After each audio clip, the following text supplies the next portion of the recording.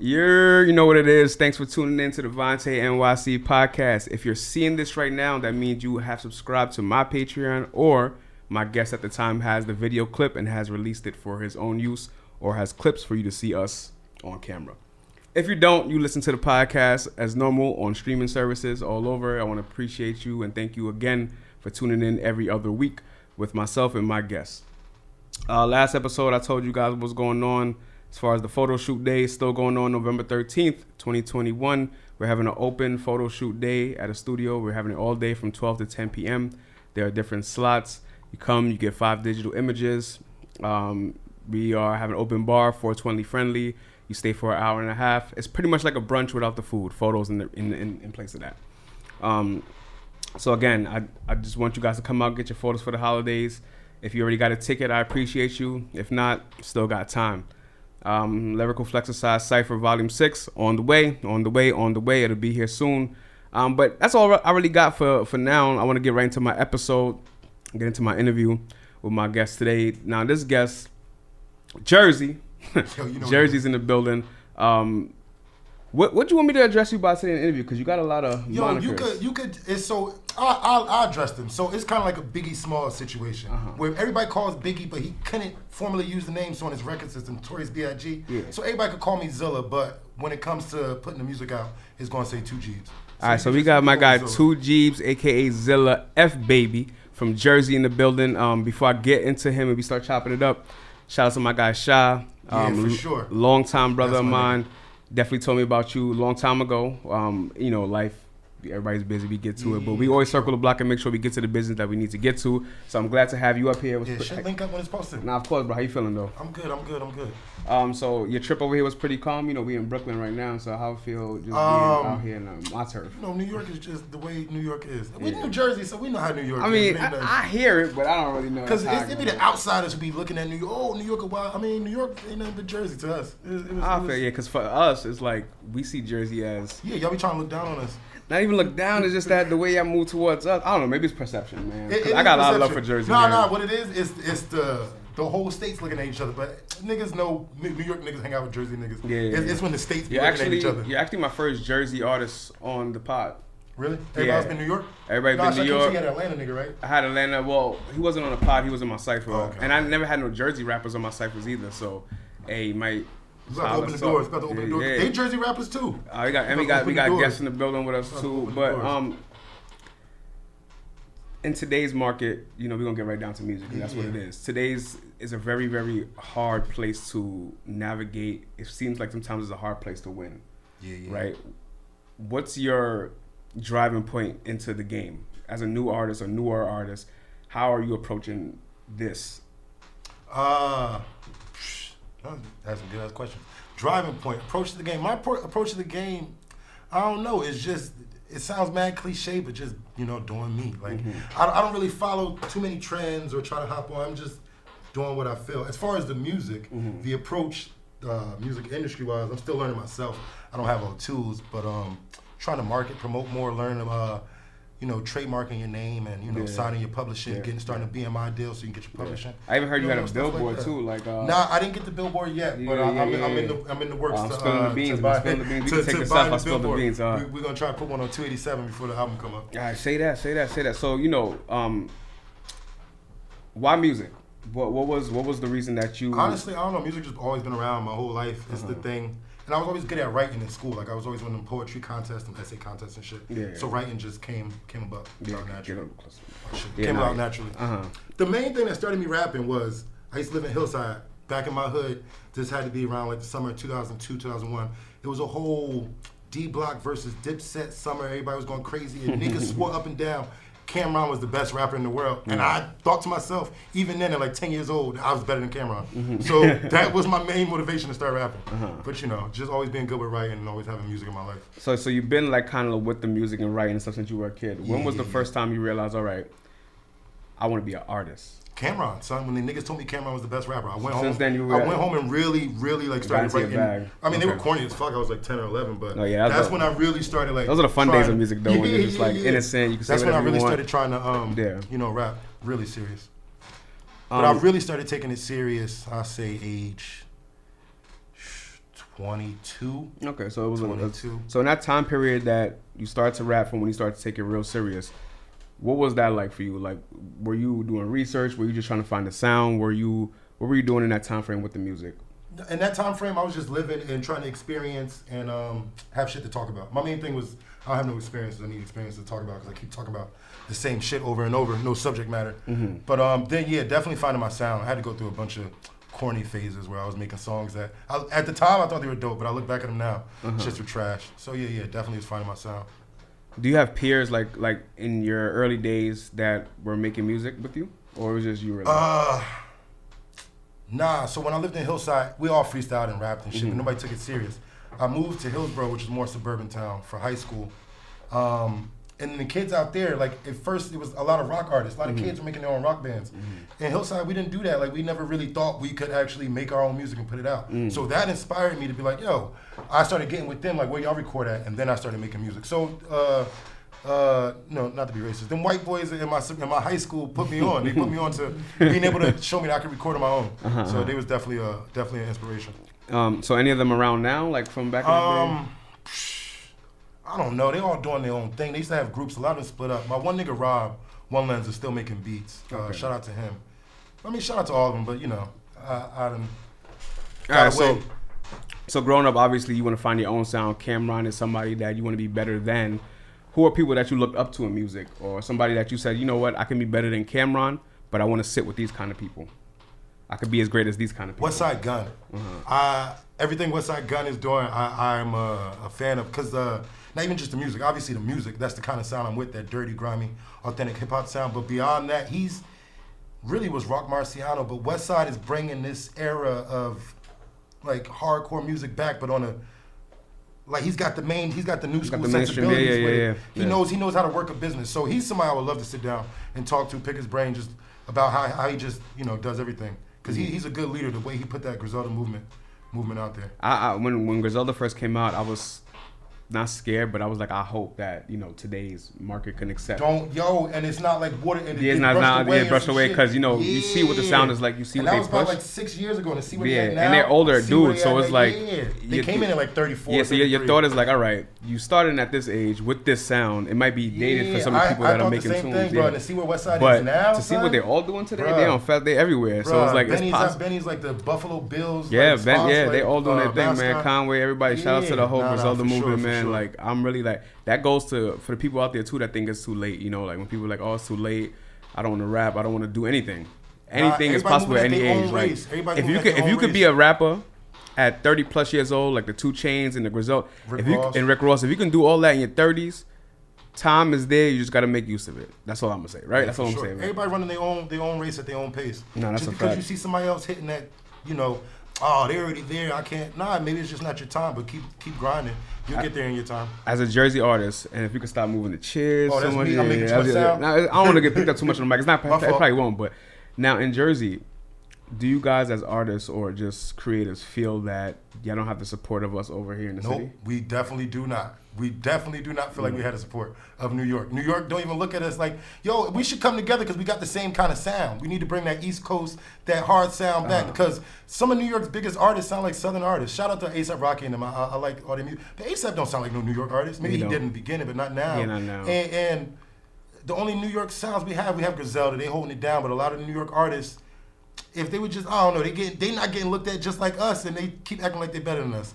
And they got the main support. Why do you think that is, though? Do you think it's a talent thing? Or I think that stems back to like the early days of rap, like the 80s and 90s, where niggas would find out who's the best rapper in the neighborhood in Jersey and go battle the best rapper in the neighborhood in New York. It's just a competition thing. But it definitely filters away into like the support of the music industry. Because Jersey definitely don't got no backbone or no support. There's no big Jersey like epic center for music like New York does or LA does or Atlanta does. Yeah, I think New Jersey is one of the biggest places in hip hop. No, Jersey is talented. If you look at some of the people, especially history wise, like Queen Latifah, Redman, Joe Budden. Yeah, Joe Budden, man. People clowning him. was killing the game. Yeah, He don't got a Jersey sound, but still shout out to him. He's from here. Yeah. Coyle Ray, she killing right now, but niggas wouldn't even know she's from Jersey. I didn't even know that. No support. I thought she was from New York. Where's she's from Jersey. Pops is from Jersey? Benzino, he's from Boston. He's from Boston. I didn't even know that. She's from from Benzino's from New York. Oh, she's from Jersey. See, I didn't even know that. Like, you want to see? She don't rep it though. She don't even rep it. Exactly. And that's the thing too. I think that she one of the biggest Jersey artists in the game, and she don't even rep it. Yeah, Jersey's mad overlooked. Yeah, and if she was from New York, she'd be screaming at every chance she gets. Son. No, I think that is an issue though for real, because I meet a lot of people, and unfortunately I don't get to work with them, but a lot of creatives and artists do come from Jersey that I try to get this Jersey dude on my site once. His name is like Blaze Bandit. He's fire. Where you from, North? I'll figure it out. No, but he was nice, and like he was just like up and coming, just like most people. But it's like, bro, like you just in Jersey, like I don't got no mutual followers with you, which means that nobody from New York really knows who you are. But you're nasty. You're not. Like, that's how most of us is. Yeah. Feel. So let's get into your music a bit. When did you first drop your first track for the public to listen to? Probably, I want to say 2011. Like just any, you talking about first track in general. First track that people can download or stream or just not. I mean, 2011 wasn't crazy streaming. Okay. You want to talk about okay. The first song that you gave to the public, like not just for your friends, but for people that like can. 2017. 2017. All right. Yeah. So what was that song and what was the reception when you dropped that? It was Trillzilla. It was off this album I made with my boy Rob. Shout out. Pancakes and Bacon. Good neighborhood reception, but didn't do shit on like streaming. It was no. But the hood, my boys, they got good reception, from the people, but that don't translate. What's the food references? Because I know you got another track. I was listening on the way here. It was like a Sprinkles. So I don't know, son. It's just I thought you had like a whole like. It's just my favorite foods. I'm just random naming shit after my favorite foods. Like I got tattoos of them same shit, pancakes and bacon and all that. Is that also a marketing tactic? Because when people see like cover art for like pancakes and bacon, my cover tactic is the cats. If you see, you look up all the two Jeebs, the Jeeb Tape. The first cover is a cat. Pancakes and Bacon's cover was a cat, and now the Jeeb Tape 2 is probably gonna be a cat. It's just the cover and shit. I don't take too serious. Something to draw people's eyes. Cats. Everybody like cats. At least they'll click on it. Look, what the fuck is? Who got a rap album with a cat on the cover? So I will say like in today, and something I learned like as a person that just likes to listen to music, I don't really watch my phone as I'm clicking from song to song, right? So I'm not really paying attention to the cover art and stuff. But what I realized today, that cover art is important, and it's something that like when I meet like graphic designers, shout out to my guy Kojo. He does a lot of cover art and like just like artwork in general. When you start to see people's engagements or just like you say that catch your eye go up a little more just off the art, sometimes the song may not be the greatest thing, but if you can get those people to tap in from the art, then you kind of like win a little bit ahead of time, right? Like attention. So the cat theme is cool too, because I wouldn't look at you in the street and think that you got a bunch of cats on your album cover. So it's kind of interesting too to see you, speak to you finally, and then think like, okay, he got cats. Yeah. Like, it don't seem like it add up. Yeah, it's something like that, but that makes people wonder. It makes people wonder though, because now they're trying to figure out, okay, what's the correlation between this guy and these cats on every single cover? So you drop your song, you said they're not getting that much love streaming. What do you think is the reason for people or artists today streams not getting where they need to? Well, knowing they have, go ahead. My fault, I mean to cut you. No, I was gonna say knowing that they have the good quality music. I know there's a lot of people out here with the access to make music, but what's like our biggest thing is marketing and promotion. So most of us upcoming artists don't got a lot of money. We can't really spend too much on promotion, and we don't have a lot of connections. I mean, that's the main thing that upcoming artists could do, and you don't have that pocket is network. But you got to network hard. And I know everybody don't want to do it. Like you got to network. Network. Like you on Insta, Twitter every day, messages niggas finding out shit. Just I like your song, this and that. Just so later down the line, you just got to network. That's the only thing I could think of. I'm here. I don't have the game plan. I'm still trying to get it. But I know marketing and promotion is a thing. But if you don't got the money, just network, son, and just try networking. Put yourself everywhere you can. Be as visible as you can. It's like the Groupon version of marketing, right? Like you don't got to pay much to network. You might go to an event that costs $10, whereas your marketing might be $1,000. But that $10 can have you speaking to people that can help you out way more than that $1,000. So like I said, it's the Groupon of marketing. You go to places. Don't be afraid. When I first started and doing all of this, I was not as open as a person. Like I didn't want to go to networking events. I didn't want to be around. I just wanted to do what I had to do. But it don't work like that. But when you realize that the pool starts to empty out a little bit when you do it like that, like if I didn't network this year, we wouldn't be here. We like a lot of like me speaking to Sha speaking on your behalf as a networking move because you busy. I'm busy, but there's a middle ground there that can communicate, and get everything running and be good. Like, so networking is definitely key, and marketing is key. For sure. When you don't have a lot of money as an artist, how do you is the moves you make really strategic? Can you afford to take chances? I mean, you gotta be strategic. So like, say you only got $100 to your name, studio time's $40, then you gotta pay for the beat, this and that. You gotta go and prepare. You gotta make sure you prepare. I hate when niggas be in the studio, son, and they be trying to make the song in the studio. It's one thing if we decided to come to the studio and like we discussed that we're gonna make, but you just come to the studio, you're not prepared. Like, bro, you're wasting your time and his time, and you're wasting your money. Yeah. You just gotta be prepared. When you know you don't have a lot of money, just make sure you're as prepared as possible. Say that verse in your head fucking 10 times. And so when you get there, you can lay that shit out in 5 minutes, spend more time mixing. You just it's time management, which is a human thing. Like, it's not just as a rapper. Speaking of promotion, why do you think street teams died down so much? Yo, I don't know, and I'm trying to bring that shit back because I'm going to Kinko's and printing out mad flyers with the little fucking QR code. I'm gonna staple them shits around. Street teams, I'm gonna staple them shits around. They need to bring them shits back. When I was like maybe 2021, that's when like Power 105 and Hot 97 had their street teams in the streets. You couldn't go anywhere in Manhattan and not see a Hot 97 van. All the fucking flyers for Angie and shit. And then I guess when you get to a certain place, you don't need it. But I feel like people, when they stop seeing it in the bigger platforms, they feel like it was done. But you need that still. Nah, the up and coming art. You make a valid point. Up and coming artists need to start because street teaming, honestly, it's just your boys who be hanging around with you. Y'all just sitting at the crib smoking, playing PS5, and you keep telling them, yo, my song hot. Yo, grab them niggas, go out, put some fucking flyers out. Print 1,000 flyers, only costs like fucking $20 at Kinko's. Buy you a little staple gun on Amazon for fucking $30. Go out there and street team. Niggas need to start doing that again. Up and coming artists, at least. Like, you got a point. Like, when you get to that level, you don't need to do it. They stop doing it, so people think it died down. But if more up and coming artists started streeting you, everywhere you go, every time you look at a fucking like one of the polls or some shit, you keep seeing flyers for like, what the fuck is two teams or all these people? You're like, what the fuck is going on? Street teams are back. I still see it from time to time, but I wish there was more of it. I wish that people was out here really just pushing themselves. When Instagram and stuff went down the other day, I started to look up some numbers, and I was like, they said there's only about 2.9 to 3 billion users on Instagram, and I'm like, there's more people in the world that don't use Instagram than that use it.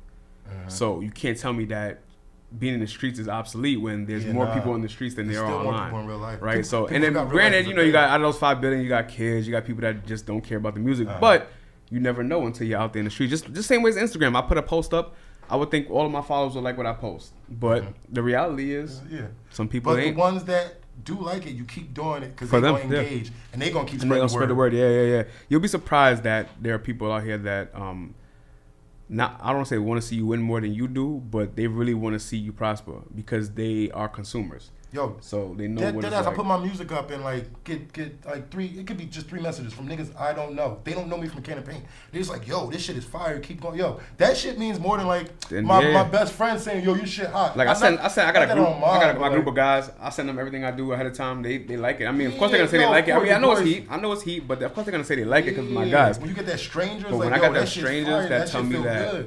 Have you had any instances where you felt like, all right, music or just this in general is not for me, and one of those other instances, maybe a stranger kind of like uplifted you back into the I uplifted myself. My grandma had died when I was first really starting to get sick. I mean, thanks. It was like 2014, but thank you. So I was really starting to get serious in the music, and she had just passed away.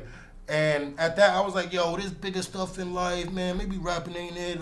I thought I was looking at life with the bigger, like, my grandma's dead, maybe I should look at life different. Now, I should have went harder, but I realized that later. Later. I mean, I kind of resonate with that. I lost my mom, like 2 weeks after I debuted my podcast.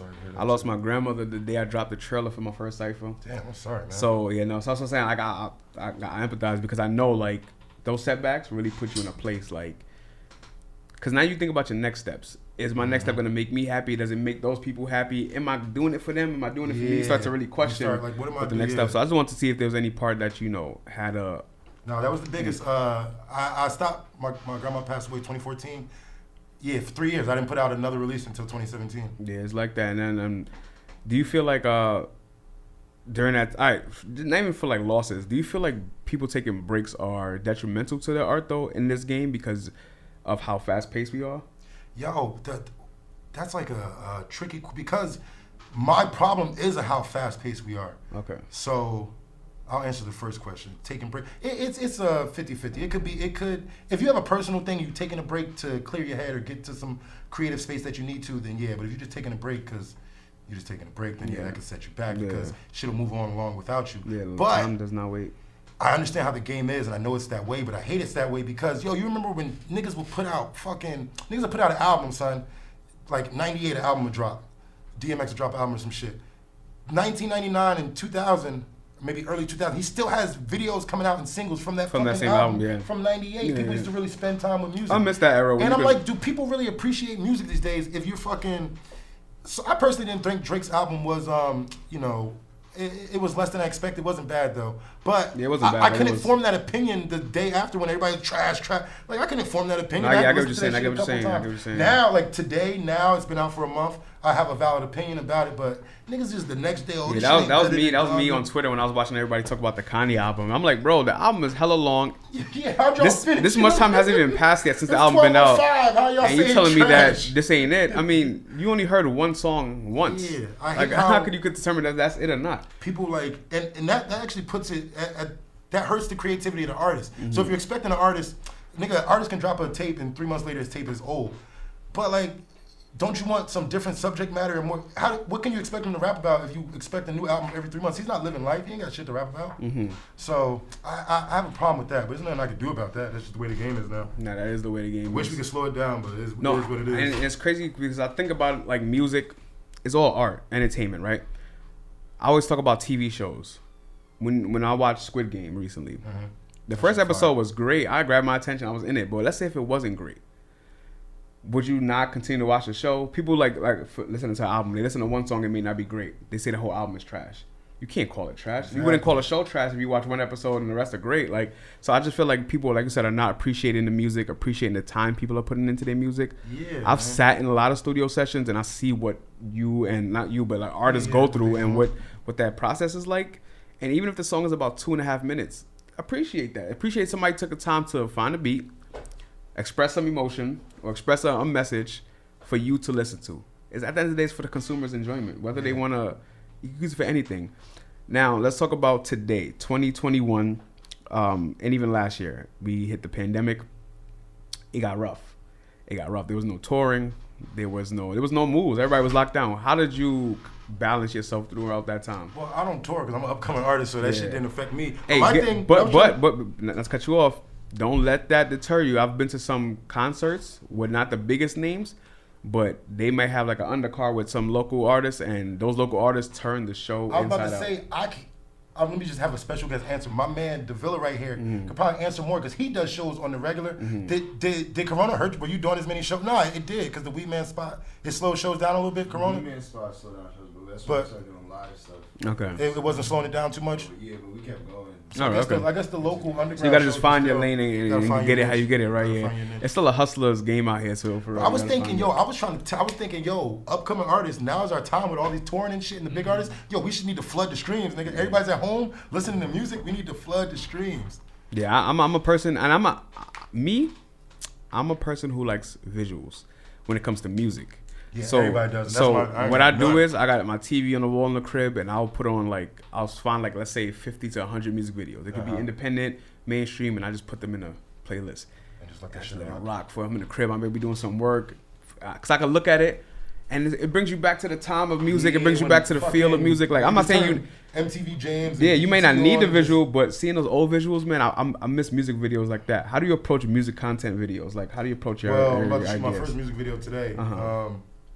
Yeah, I just approach it with not too serious. Going with a plan. Sometimes you really don't need one. It's a hype video. Yeah. But just have fun with that shit because it's going to translate to the screen. And if you know what I miss? Fun, the people know you're having fun. They're going to like the video. I miss skits and videos. Yo, I miss we just did a skit. Good. Did you see the skit video? No, I didn't see it. I'm gonna check it out. Me and him just did a skit. I like skits. I like those openings. I hate when the music video gets right into the music. Yeah. Right? Because if we're going to make a music video, at least create a movie for us. Create something that can give us more than the music, give you a little bit of yourself. That's why I'm so big on DJ Khaled videos.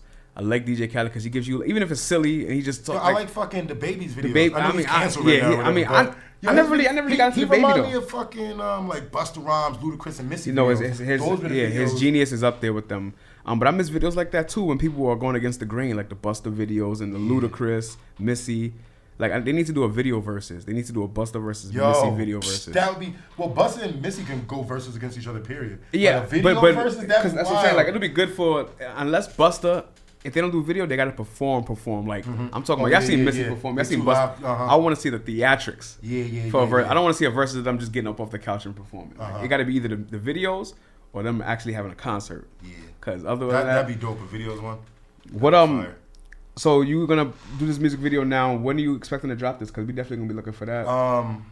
The tape drop on Halloween, so I'm gonna say we'll say the next week and a half. We try to get the video out. All right, cool. Before the tape, to have the visuals to go along with. So I'm gonna make sure that this, because like I said, we do pre-record these episodes. I'll make sure it comes around the time your video drop. All right. Yeah. All right. So whenever y'all hear this, it'll be like right around the video drop, maybe the day before. Whenever that Halloween on a Friday or Sunday. So that Friday before Halloween, you're gonna hear us. Right. So if you're seeing us, if you're hearing us, we here in the future.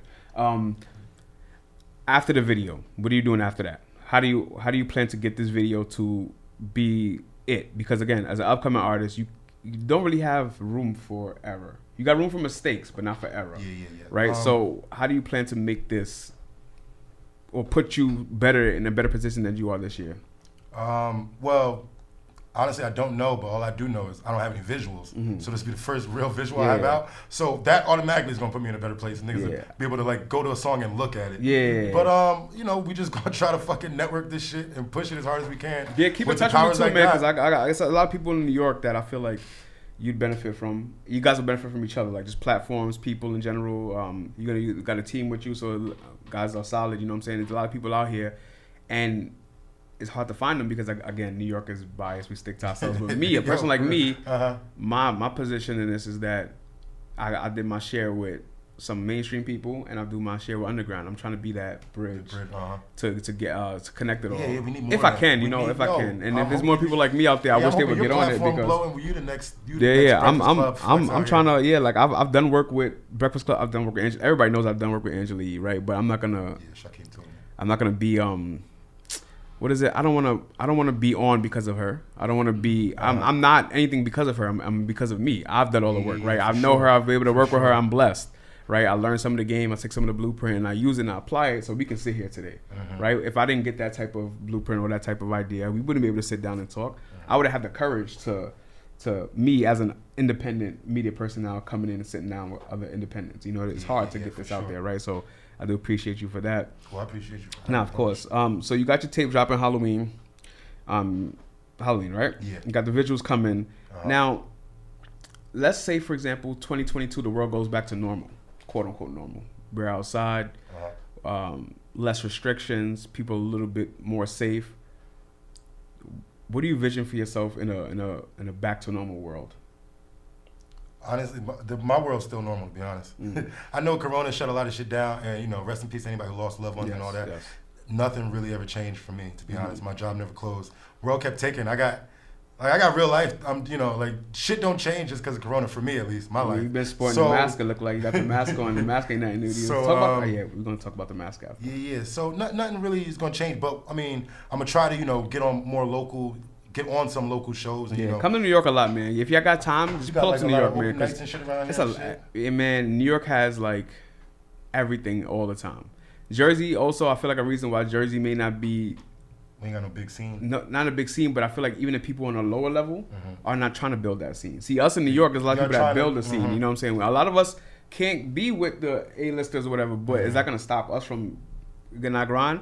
Hell no, we're gonna build something. We're gonna build together. They gonna see it. They know what's going on, and they scared of it. That's why they try to also evolve because they see us coming, right? But Jersey and a lot of other states where they don't have as much media support, that's what y'all need, more media support. Yeah, for sure. More platforms because with the talent, you're only gonna get it as far as you can.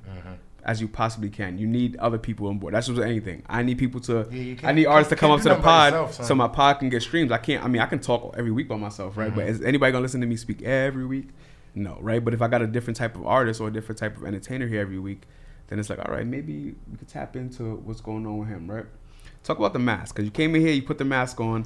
I didn't really question you. Yo, real talk, I keep the mask on because I got dreams, so I'm thinking I'm gonna pop off. I don't care what nobody say. You got to believe in yourself. Yeah. So when I get to that point of fame, and I want to be able to go to Walmart, son, and also I wasn't like the angel child. I did a lot of dirt in my younger years, and I want niggas catch me slipping and see me out somewhere. So niggas ain't gonna know it's me.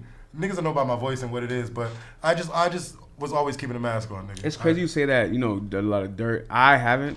So we're like devil and angel right now, but it's crazy that you say that. I just got my old Instagram back that was hacked since February, and that Instagram, whoever hacked it, was soliciting money from people. And my whole thing was I didn't care about the Instagram because I didn't want somebody to see me in the street one day. Hey, he stole money from me, and I'm sitting there clueless, like what the hell is going on? Like and that was my biggest thing because I know a lot of people. I live in New York, right, and I follow a lot of people. Good people, bad people. I don't know if they reached out to somebody that is not in that right place where I need to be in that kind of dirt, and I'm outside somewhere. But luckily for like coronavirus and masks, because now I was kind of hidden there at that time. So if somebody was looking for me, they couldn't really find me.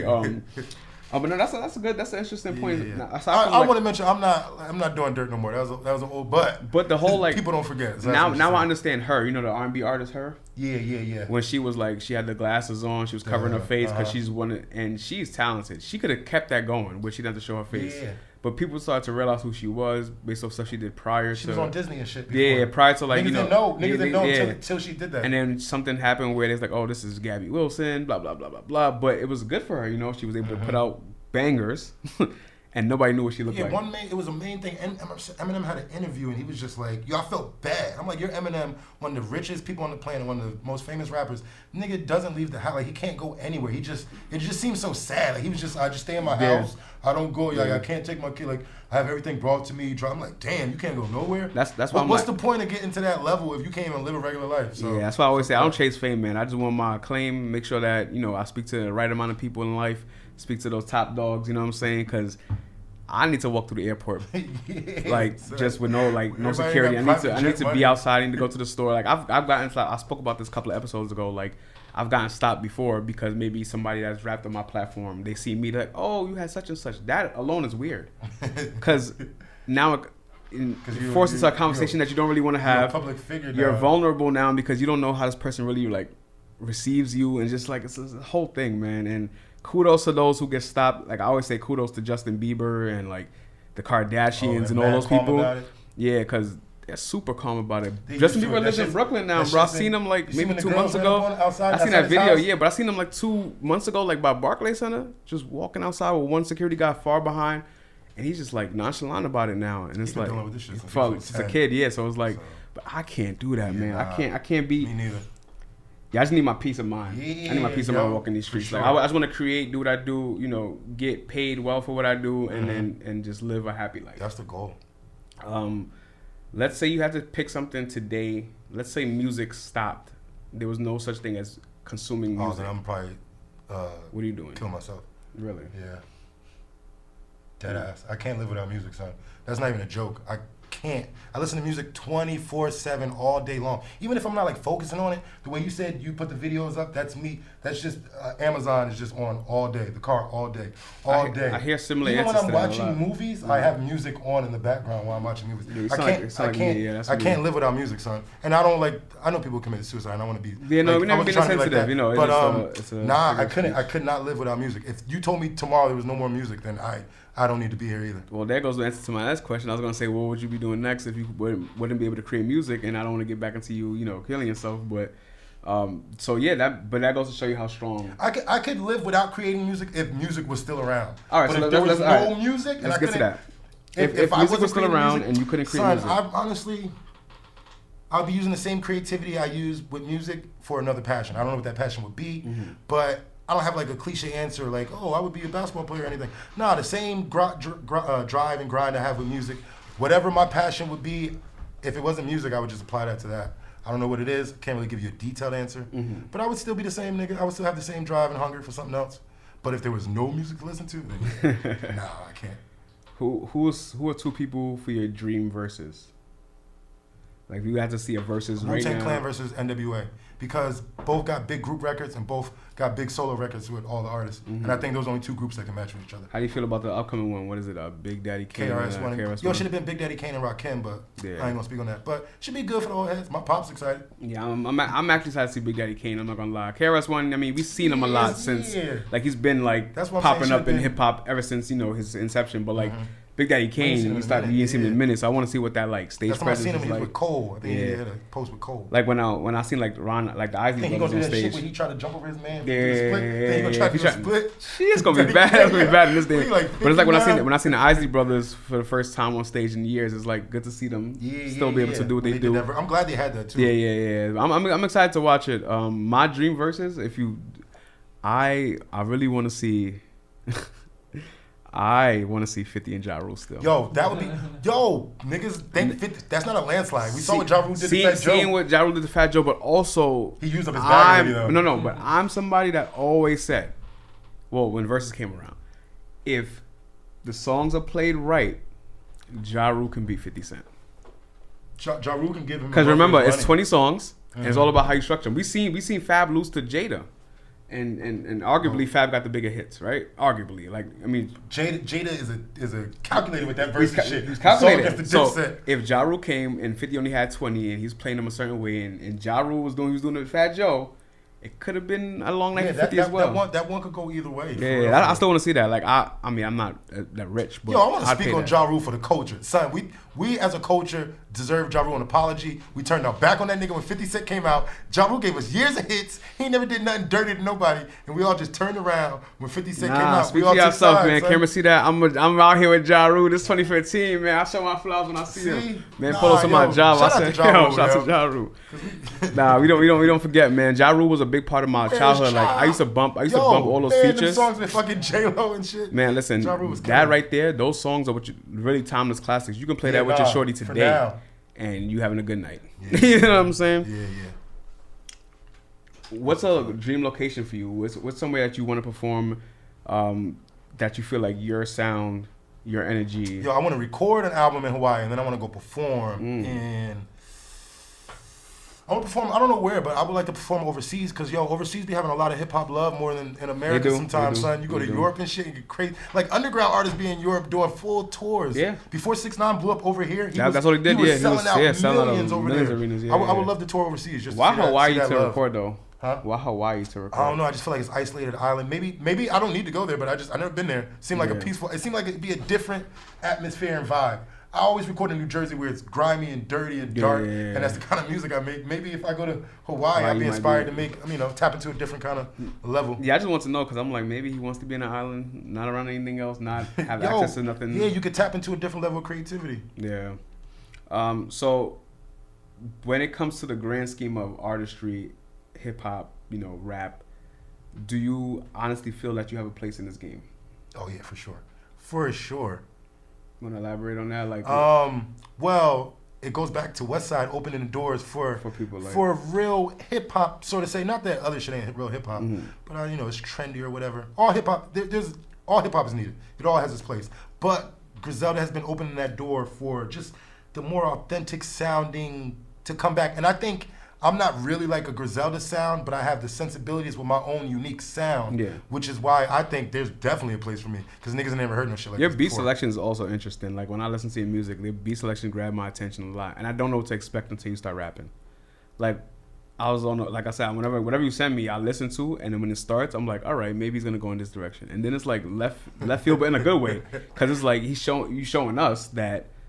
I'm not what you're gonna expect. Like it's gonna be heat, but it's not gonna sound like. That's the way you should look at it. But I mean, I just go in and record. But yeah, the thing is, everybody hears something different. So you hear the beat, you just hear the beat by itself. You would have thought somewhere else. Now my mind is somewhere. Yeah. I heard something else. It's just. Yeah. I like also being around a lot of artists. Creating. Being around a lot of artists. When I listen to beats and stuff now, I start to like formulate mini songs in my head. Cause trying to, So when I start hearing your music, I'm like, all right, okay, I already hit a bop, and then it's like, wait, no, it's not the bop. this is a different bop, but it's not this bop. That's funny. When the album drops, and are you gonna be that artist? Because we talk about how you want your music to live on, and you want it to have that long-lasting effect. Are we gonna wait long for your next after this? Are you already in the process? Because if you drop in this month, then that means that the album is pretty much done. The project is done. So are you in the works of creating your next work? No, because I just put out the first Geeb tape in June, and this one is already in October. And since I don't have much visuals, I'm not gonna take too long for the next one. But I'm gonna focus just on like more visuals. Whatever songs I see, getting the most love. I'm gonna just try to drop more visuals for those. Do some skits in the meantime, and then I gotta write about something. I ain't got nothing else to write. I wrote about everything. I ain't got nothing else to write about. I gotta live. I gotta live so I can write something else. So maybe you need to go to Hawaii, man. Maybe you need to experience something that is. But I would say not Hawaii, man. Hawaii, man. Shouts to Hawaii. I would say. Something I don't know about Hawaii? Yeah, their people are suffering when we go out there, man. You know, with the whole pandemic, we are taken away from their actual supply. When we go out there in abundance and we go out there in groups to travel. Because everything is imported. Because everything is imported. Everything that they need. Yeah, everything that they need. And they're trying to tell people not to travel to Hawaii. I mean, if you go... I didn't know that was a thing. No, if you go, it's going to be like maybe not... That was a dream. You know, I don't plan on going to Hawaii. You're not going with 25 people to Hawaii. You know what I mean? There's people out there going in group travels for weeks. That'll be years from now. But, shouts to Hawaii, man. I hope you guys are safe out there. Yeah, stay safe. Stay safe to everybody, to be honest. Watch out for the volcanoes. They be active, son. It's been rough, man. I will say, like, shout out to everybody. Shout out to the world. Everybody went through it last year. You and I were supposed to have been linked. We were supposed to have been through this, and that's how you know the world is crazy. Because it's not like I didn't want to do it. It's just that shit was everybody. People are lined up. You got stuff lined up. Sometimes the dates. Everybody had to deal with their personal shit real quick. Yeah, that too. Like personal stuff. Everybody slowly getting back to their grind, back outside. Everything happens when it's posted.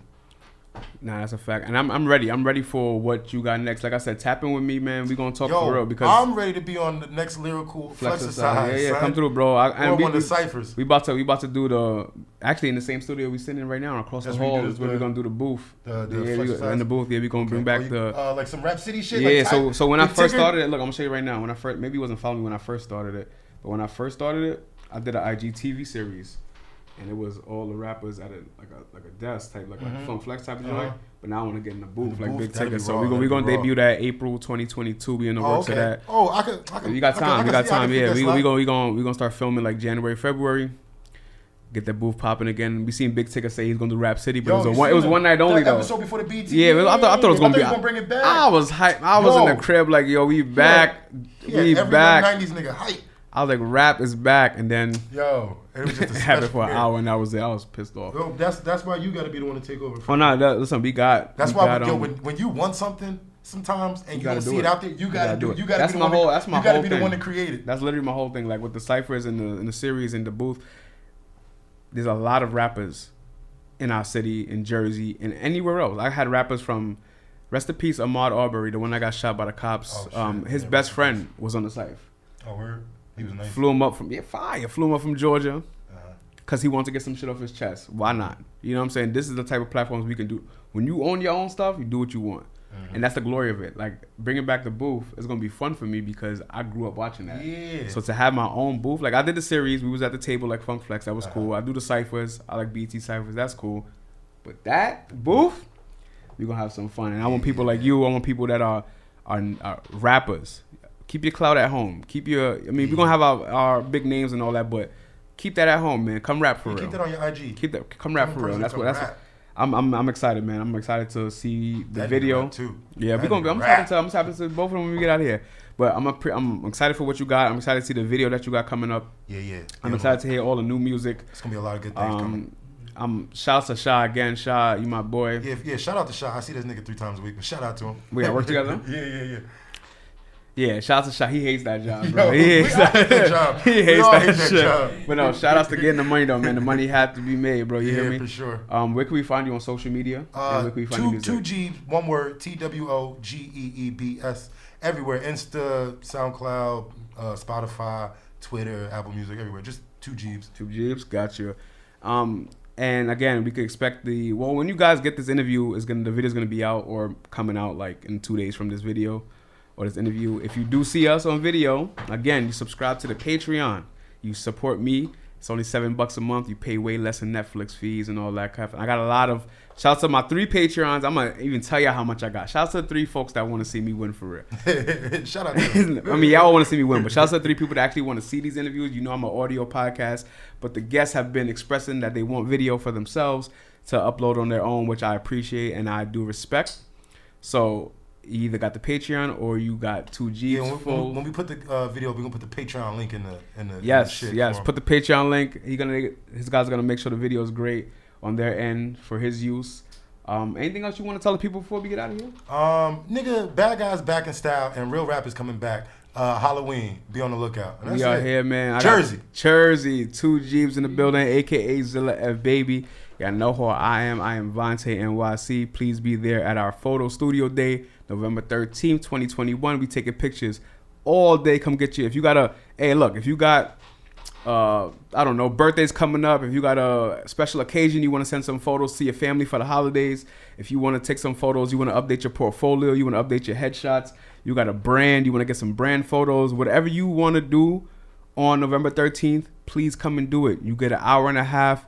You and a bunch of other people who booked the slots. Yeah, you better be there. November 13th. November 13th. Book the slots. You get an hour and a half. No limit to the amount of outfits you can use. Do what you want. We just want to make sure that you get great photos going into the holidays and the New Year's, done by my photographer Chris of Something Light Media. I'll be in the building all day. So if you haven't seen me in a long time, I'll be there rocking, having a great time. We have open bars, 420 friendly. We have vendors coming. It's gonna be a vibe. Get your tickets. Friendly, be there, man. Other than that, as always, I appreciate everybody who tunes into the podcast. You guys make me do this in good fashion, and I will continue to do this in good fashion until there's no more good fashion. I am your host, and I'm no longer here. Let's get it.